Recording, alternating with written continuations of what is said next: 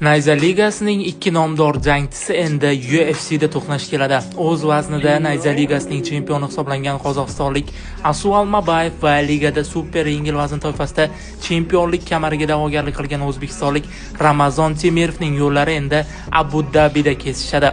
Ikki nomdor jangchi o'z vaqtida Nayza Ligasida to'qnash kelish kerak edi, biroq ma'lum sabablarga ko'ra jang o'tkazilmadi.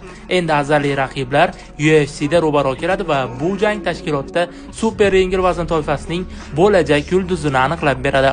31 yoshli Almabayev UFC'da 4 ta g'alaba qayd etgan. 28 yoshli Temirov esa tashkilotda 2 ta g'alabani rasmiylashtirdi va Temirov o'z vaznida UFC kamarining bo'lajak egasi deya taxmin qilindi. Biroq kamarga yaqinlashishdan oldin Temirov azaliy raqibining to'sig'idan o'tishi kerak. Xullas 26-iyul Birlashgan Arab Amirliklari Abu Dabi olovli UFC kechasida bizni qonli jang kutmoqda. To'qnashuvda qaysi tomonning imkoniyatlarini yuqori baholaysiz? Fikrlaringizni izohlarda yozib qoldiring.